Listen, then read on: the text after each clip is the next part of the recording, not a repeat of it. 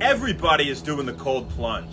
These ice baths, whether you do them first thing in the morning and try to wake yourself up in an absolutely vicious way, or it's good for your body though, or you're doing them after a workout to recover after a game, to reduce soreness, inflammation, muscle damage. What's actually beneficial in terms of the science when it comes to this cold water immersion, and what is not so beneficial, who might not want to do it in terms of your fitness goals and your goals in health, and what is the timing at which we should do it, are all, I think, great questions. So let's first talk about some of the benefits of cold water immersion. Well, it does reduce inflammation and muscle damage and DOMS, that's delayed onset muscle soreness. This is that soreness you feel days after that leg workout where you can barely walk up the stairs. And we've said in the past, how do we reduce DOMS? Well, actually, cold therapy wasn't as well proven to do so. We have more recent meta-analyses that show that it does reduce DOMS, but there was some mixed research there. So we couldn't definitively say that it did that, but we knew that proper pre-workout nutrition, moving the affected area, things like foam rolling, these were all things that would help to reduce DOMS. But cold water immersion should also help with that. So that's one good thing that at least those group of things, the inflammation, muscle damage, that it should definitely help with, right? Now, interestingly, it has a beneficial effect on regulating your central nervous system, and it reduces central nervous system fatigue while stimulating a portion of your autonomic nervous system called the parasympathetic nervous system. That is the portion of the autonomic nervous system, the other portion being sympathetic.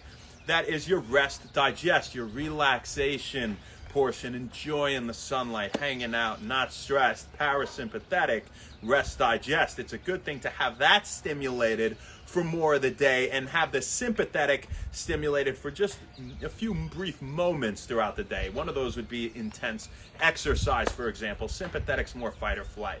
So it stimulates that parasympathetic portion of your autonomic nervous system, and that would, of course, support improved digestion, leaving you less stressed, and help you to relax. And that's a good thing, right?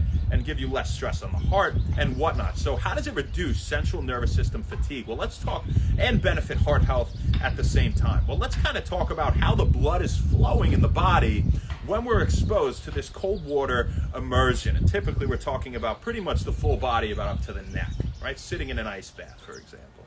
Okay? So when you have a high core body temperature, when it's really hot, your body is intelligent and it says we need to release some of this heat. So what does it do? It opens up the blood vessels near the skin. It takes blood away from the muscles, from the core, and it says, all right, we're gonna pump blood out near the periphery or the more edges of the body, you could say, and towards the skin to open those blood vessels and release heat through the skin. So what happens here is we have an accelerated heart rate, and we have actually less cerebral blood flow. All right, we're sitting here trying to release all this heat. Now, conversely, with lower core body temperature, when we go through cold water immersion, what happens is that blood flow to the brain is actually increased. Right? So we're increasing blood flow to the central nervous system, hence the delivery of oxygen and nutrition to the central nervous system.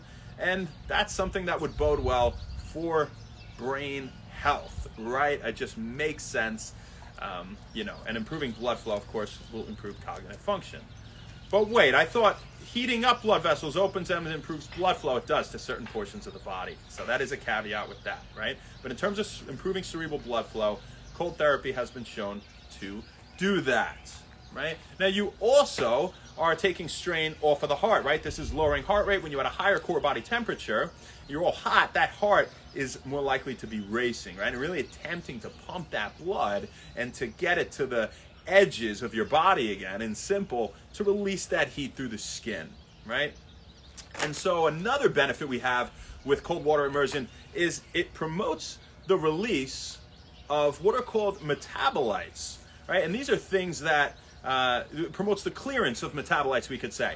These are things that are byproducts of metabolic breakdown, so of metabolism, of things like carbs and fat and even amino acids or proteins. And so we break those things down, those macronutrients, and we get metabolites, right? And so, it's good not to have some of these built up. Some of them serve future functions. We know lactic acid isn't responsible for muscle soreness, but we don't necessarily want high levels of lactic acid, albeit it could serve as an energy source for future workouts. That's a whole nother video they find out. But it helps you eliminate things like lactic acid itself, and also things like forms of potassium. Potassium chloride could be another example, among many other types of metabolites. So those are some benefits of cold water immersion. When would you want to do it? Well, 1 hour after activity, really, about the sooner the better in terms of getting these benefits, again, of reducing inflammation, muscle damage, soreness, improving cerebral blood flow, in terms of eliminating, promoting the clearance of these metabolites out of the body, stimulating the parasympathetic nervous system, rest, digest, and just being, something that will reduce stress on the central nervous system and reduce fatigue in the central nervous system and reduce cardiac fatigue or stress on the heart. But very interestingly, leading up to this, if your goal is muscle growth and increased strength, it might not be the best idea for you, at least to do it right after the workout. In short, you'd want to wait a few hours.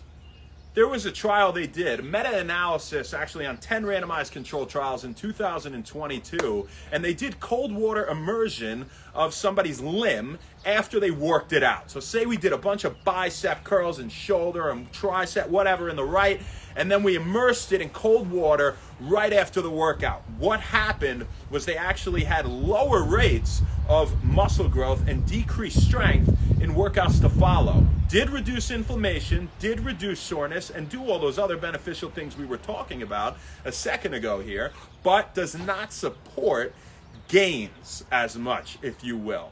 What's very, very fascinating is when they did full body cold water immersion, that actually did not decrease muscle gains. So if you're going to do it for all the encompassing benefits, from everything we talked about to the muscle gains, right, and the effects on the heart and the central nervous system and metabolite removal and reducing inflammation and DOMS and muscle soreness, you would want to work out, wait a few hours, and then do it. So that would be, our simple advice. We could have said that at the beginning, but we wanted to tell you why, because that's what's important, you guys. You understand why it's a good idea to do all this stuff. So that's what we got for you guys. Bit on cold water immersion. It's a huge thing now. Let's see what we got on here. Say what's up to the people. And we're going to go treat some more patients very soon. Matthias, what's up, stud? Love you, man. I'll see you soon. Damn right. Kurt Kraken. Shecky, hoy. How you guys doing? What's happening? Bruno Milano. Good to see you, Annie. Hope everything's good. Been a long time. Tony. Ivan, what's up, young stud? How you doing? I got to get you in. I got to see you. App State. Hayes. Brandon Malone. He's an OG up in here on here all the time. Dave, I love it, dude. You're still at it. Be some days. He's always doing it. You're an animal. You're still there. I'm proud. Making me proud. Christy Berger, Taylor James Watson. Stephen Apple Blue, what's up? And Mikey Cap, what's up, dude? Love you, man. Good to see you on here. As for now, so we got for you, folks. We'll see you tomorrow, baby. Not sure where, not sure when, but we'll see you then. Have a great one. Thank you so much. Enjoy this beautiful day. Maybe quit your job and get outside, at least if your job sucks. But regardless, just get a few minutes. Have a good one. Thanks. Happy One Wellness. See ya.